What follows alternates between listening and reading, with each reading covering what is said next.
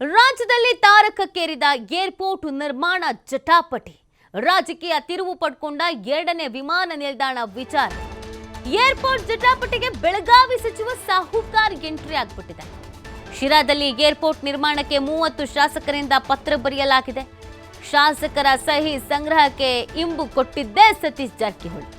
ಕೇಂದ್ರ ವಿಮಾನಯಾನ ಸಚಿವರ ಮುಂದೆಯೂ ಶಿರಾ ಸ್ಥಳ ಪ್ರಸ್ತಾಪಿಸಿದ್ದ ಸತೀಶ್, ಕನಕಪುರದಲ್ಲಿ ಬೇಡವೇ ಬೇಡ, ಯಾವುದೇ ಲಾಭ ಇಲ್ಲ ಅಂತ ಪ್ರಸ್ತಾಪಿಸಲಾಗಿದೆ.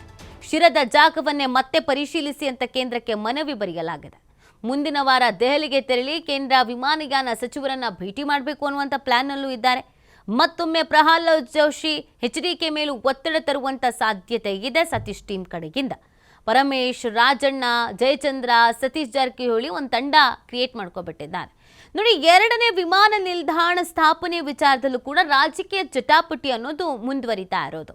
ನೆಲಮಂಗಲದಲ್ಲಿ ಒಂದು ಜಾಗವನ್ನ ಗುರುತಿಸಲಾಗಿದೆ. ಇನ್ನು ಕನಕಪುರದಲ್ಲಿ ಅಂತ ಯಾವಾಗ ಸುದ್ದಿ ಆಯ್ತೋ, ಡಿಕೆ ಶಿವಕುಮಾರ್ ಅವರು ಹಠಕ್ಕೆ ಬಿದ್ದು ಕನಕಪುರದಲ್ಲಿ ಏರ್ಪೋರ್ಟ್ ನಿರ್ಮಾಣಕ್ಕೆ ಪ್ರಯತ್ನವನ್ನ ಪಟ್ಟೇ ಪಡ್ತಾರೆ ಅನ್ನೋದು ಎಲ್ರಿಗೂ ಗೊತ್ತಿತ್ತು. ಯಾಕಂದ್ರೆ ಇದೊಂದು ರಾಜಕೀಯ ಲಾಭ ಅಲ್ವಾ, ಮೈಲೇಜು ಸಿಗುತ್ತೆ, ಕ್ರೆಡಿಟು ಬರುತ್ತೆ. ಡಿ ಕೆ ಶಿವಕುಮಾರ್ ಅವರ ಕಾಲದಲ್ಲಿ, ಡಿ ಕೆ ಶಿವಕುಮಾರ್ ಅವರ ಅವಧಿಯಲ್ಲಿ ಇಲ್ಲೊಂದು ಏರ್ಪೋರ್ಟ್ ನಿರ್ಮಾಣ ಆಯಿತು ಅಂತ ಅಲ್ಲಿನ ಜನ ಮಾತಾಡ್ಕೊಳ್ತಾರೆ. ಇಡೀ ರಾಜ್ಯದ ಜನತೆಗೆ ಒಂದು ಮೆಸೇಜ್ ಪಾಸ್ ಆಗತ್ತೆ. ತನ್ನ ಕ್ಷೇತ್ರದ ಅಭಿವೃದ್ಧಿಗಾಗಿ, ತನ್ನ ಕ್ಷೇತ್ರದ ಏಳಿಗೆಗಾಗಿ ಏರ್ಪೋರ್ಟ್ ನಿರ್ಮಾಣವನ್ನ ಡಿ ಕೆ ಶಿವಕುಮಾರ್ ಅವರು ಮಾಡಿಸ್ಕೊಂಡ್ರು ಅಂತ. ಏರ್ಪೋರ್ಟ್ ನಿರ್ಮಾಣದಿಂದ ಅಲ್ಲಿನ ಜಾಗಗಳಿಗೆ, ಭೂಮಿಗೆ ಬಂಗಾರದ ಬೆಲೆ ಬರುತ್ತೆ ಒಂದು, ಇನ್ನೊಂದು ಅವಕಾಶಗಳು ಸಿಗುತ್ತೆ, ಕೆಲಸ ಸಿಗುತ್ತೆ ಅನ್ನೋದು ಮತ್ತೊಂದು. ಹೀಗಿರ್ಬೇಕಾದ್ರೆ ಏರ್ಪೋರ್ಟ್ ಅಲ್ಲಿಗೆ ಆಯಿತು ಅಂತಂದ್ರೆ ಕಂಪ್ಲೀಟ್ ಆಗಿ ಇನ್ಕಮ್ ಕೂಡ ಆ ಜಿಲ್ಲೆಗೆ ಹೆಚ್ಚಾಗುತ್ತೆ. ಆ ಜಿಲ್ಲಾಡಳಿತ ಕಾರ್ಯವೈಖರಿಯನ್ನೇ ಬದಲಿಸಿ ಬಿಡತ್ತೆ. ಹಾಗಾಗಿ ಡಿ ಕೆ ಶಿವಕುಮಾರ್ ಅವರು ತನ್ನದೇ ಕ್ಷೇತ್ರಕ್ಕೆ ಬೇಕು ಅಂತ ಪಟ್ಟಿಡ್ ಕೂತಿರೋದು. ಆಗ್ಲೇನೆ ಒಂದಷ್ಟು ಜನ ಧ್ವನಿ ಎತ್ತಿದ್ರು, ಇಲ್ಲ ತುಮಕೂರಿಗೆ ಬೇಕು, ತುಮಕೂರಲ್ಲಾದರೆ ಏನು ಅಂತ ಪರಮೇಶ್ವರ್ ಅವರು ಹೇಳಿದರು. ಆಗಾಗ ಕೆಲವರು ಹೇಳ್ತಾ ಇದ್ರು ಕೂಡ ಸ್ವಲ್ಪ ಮಟ್ಟಿಗೆ ತಣ್ಣಗಿತ್ತು. ಆದರೆ ಯಾವಾಗ ಸತೀಶ್ ಜಾರಕಿಹೊಳಿ ಅವರ ಎಂಟ್ರಿ ಆಯಿತೋ, ಕಂಪ್ಲೀಟ್ ಆಗಿ ಈ ವಿಚಾರದಲ್ಲಿ ಪೈಪೋಟಿ ನಡೀತಿದೆ ಅನ್ನೋದು ಗೊತ್ತಾಗ್ತಾ ಇದೆ. ನೋಡಿ, ಬೆಳಗಾವಿಯ ಸಾಹುಕಾರ ಅಂತ ಕರೆಸಿಕೊಳ್ಳುವಂಥ ಸತೀಶ್ ಜಾರಕಿಹೊಳಿ ಅವರು ಮೊದಲಿಂದ ರಾಜಕಾರಣ ಮಾಡ್ಕೊಂಡು ಬಂದಿದ್ದಾರೆ. ಆದರೆ ಅದು ಬೆಳಗಾವಿಗೆ ಮಾತ್ರ ಸೀಮಿತ ಆಗಿತ್ತು. ಬೆಳಗಾವಿ ವಲಯದಲ್ಲಿ ಅವರು ಸಾಹುಕಾರ ಅಂತ ಕರೆಸ್ಕೊಳ್ತಾ ಇದ್ರು. ರಾಜ್ಯದ ಮಟ್ಟಿಗೆ ಅವರ ವರ್ಚಸ್ಸು ಅಷ್ಟರ ಮಟ್ಟಿಗೆ ಇರಲಿಲ್ಲ ಅಥವಾ ಫೇಮಸ್ಸು ಆಗಿರಲಿಲ್ಲ. ಆದರೆ ಯಾವಾಗ ಡಿ ಕೆ ಶಿವಕುಮಾರ್ ಅವರನ್ನು ನನ್ನ ಬದ್ಧ ವೈರಿ ಅಂತ ಸತೀಶ್ ಜಾರಕಿಹೊಳಿ ಅವರು ತಗೊಂಡ್ರು, ಆಗಿಂದ ಡಿ ಕೆ ಶಿವಕುಮಾರ್ ಅವರ ಪ್ರತಿ ಕೆಲಸ ಕಾರ್ಯಕ್ಕೂ ಅಡ್ಗಾಲ್ ಹಾಕುವಂಥ ಕೆಲಸವನ್ನ, ಅಥವಾ ನಾನು ಆ ಪೈಪೋಟಿಯಲ್ಲಿ ಇದ್ದೀನಿ ಅನ್ನುವಂಥ ಕೆಲಸವನ್ನ ಸತೀಶ್ ಜಾರಕಿಹೊಳಿ ಅವರು ನಿರಂತರವಾಗಿ ಮಾಡ್ಕೊಂಡು ಬರ್ತಾ ಇದ್ದಾರೆ. DCM ಸ್ಥಾನ ಬದಲಾವಣೆ ಅಂದರೆ ಸತೀಶ್ ಜಾರಕಿಹೊಳಿ ಅವರ ಹೆಸರು ಕೇಳಿಬರುತ್ತೆ. KPCC ಅಧ್ಯಕ್ಷರ ಬದಲಾವಣೆ ಅಂತಂದರೆ ಸತೀಶ್ ಜಾರಕಿಹೊಳಿ ಅವರ ಹೆಸರು ಕೇಳಿಬರುತ್ತೆ. CM ಬದಲಾವಣೆ ಅಂತಂದರೆ ಸತೀಶ್ ಜಾರಕಿಹೊಳಿ ಅವರ ಹೆಸರು ಕೇಳಿಬರುತ್ತೆ. ಏರ್ಪೋರ್ಟ್ ನಿರ್ಮಾಣ ಅನ್ನುವಂಥ ವಿಚಾರ ಬಂತ ಅಂದ್ರು ಸತೀಶ್ ಜಾರಕಿಹೊಳಿ ಅವರ ಹೆಸರು ಕೇಳಿಬರುತ್ತೆ. ಎಲ್ಲೆಲ್ಲಿ ಡಿ ಕೆ ಶಿವಕುಮಾರ್ ಅವರ ಹೆಸರು ಇತ್ತೋ ಅಲ್ಲಿಗೆಲ್ಲ ಕಡೆಯಲ್ಲೂ ಕೂಡ ಸಮಾನವಾಗಿ ಸತೀಶ್ ಜಾರಕಿಹೊಳಿ ಅವರ ಹೆಸರು ಕೇಳಿಬರ್ತಾ ಇದೆ. ಅಂದರೆ ಆ ಥರದೊಂದು ಪ್ರಬಲ ಪೈಪೋಟಿಗೆ ಬಿದ್ದುಬಿಟ್ಟಿದ್ದಾರೆ ಅನ್ನೋದು ಗೊತ್ತಾಗ್ತಾ ಇದೆ. ಈಗ ಈ ಏರ್ಪೋರ್ಟ್ ನಿರ್ಮಾಣ ವಿಚಾರದಲ್ಲೂ ಕೂಡ ಒಂದು ವೇಳೆ ಇಲ್ಲೇನಾದ್ರೂ ನಾವು ಯಾಮಾರಿದ್ವಿ ಅಂತ ಅಂದ್ರೆ ಇದರ ಸಂಪೂರ್ಣವಾದಂಥ ಕ್ರೆಡಿಟ್ ಏನಿದೆ, ಆ ಕ್ರೆಡಿಟು ಡಿ ಕೆ ಶಿವಕುಮಾರ್ಗೆ ಹೋಗ್ಬಿಡತ್ತೆ.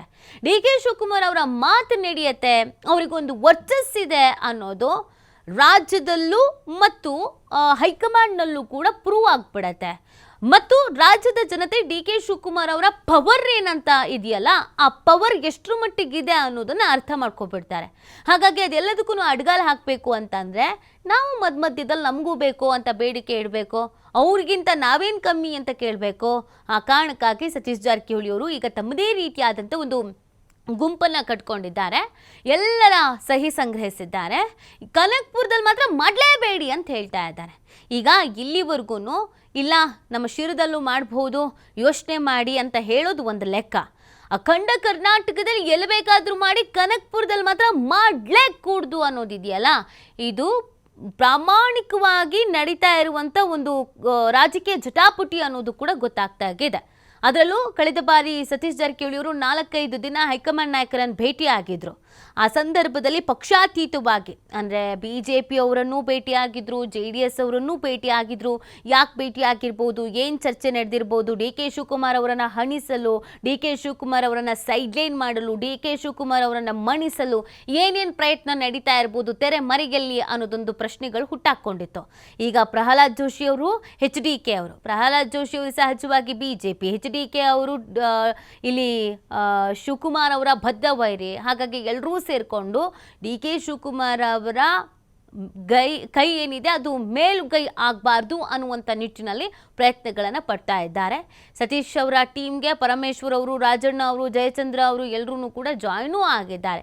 ಹಾಗಾಗಿ ಇಲ್ಲಿ ಯಾರ ಮಾತು ನಡೆಯುತ್ತೆ ಅನ್ನೋದು ಬಹಳ ಇಂಪಾರ್ಟೆಂಟ್ ಆಗುತ್ತೆ. ಜೊತೆಗೆ ಯಾರ ಮಾತು ನಡೆದ ಮೇಲೆ ಅವರು ವರ್ಚಸ್ಸು ರಾಜಕಾರಣದಲ್ಲಿ ಹೇಗಿರುತ್ತೆ ಅನ್ನೋದು ಕೂಡ ಬಹಳ ಇಂಪಾರ್ಟೆಂಟ್ ಆಗಿದೆ. ಸೊ ಒಟ್ಟಿನಲ್ಲಿ ಏರ್ಪೋರ್ಟ್ ನಿರ್ಮಾಣಕ್ಕೆ ಸಂಬಂಧಪಟ್ಟಂತೆಗೆ ರಾಜಕೀಯ ಜಟಾಪಟಿ ಅನ್ನೋದು ದಿನದಿಂದ ದಿನಕ್ಕೆ ಬೇರೆ ಬೇರೆ ತಿರುವುಗಳನ್ನು ಪಡ್ಕೊಳ್ಳೋದ್ರ ಜೊತೆಗೆ ಸ್ಟ್ರಾಂಗ್ ಕೂಡ ಆಗ್ತಾ ಇದೆ. ಹೀಗಂತ DK ಶಿವಕುಮಾರ್ ಅವರೇನು ಸುಮ್ಮನೆ ಕೂತ್ಕೊಳ್ಳಲ್ಲ. ಅವರು ತಮ್ಮದೇ ರೀತಿಯಾದಂಥ ಪ್ರಯತ್ನಗಳನ್ನು ಮಾಡ್ತಾರೆ. ಸೊ ಆ ಪ್ರಯತ್ನಗಳಲ್ಲಿ ಮತ್ತಷ್ಟು ರೀತಿಯಾದಂಥ ಮುನಿಸು ಇವರಿಬ್ಬರ ನಡುವೆ ಏರ್ಪಾಡಾಗುವ ಸಾಧ್ಯತೆಗಳು ದಟ್ಟವಾಗಿ ಕಾಣಿಸ್ತಾ ಇದೆ. ಮುಂದಿನ ದಿನಗಳಲ್ಲಿ ಏನು ಬೆಳವಣಿಗೆ ಆಗುತ್ತೆ ಅನ್ನೋದನ್ನು ಕಾದು ನೋಡಬೇಕಿದೆ.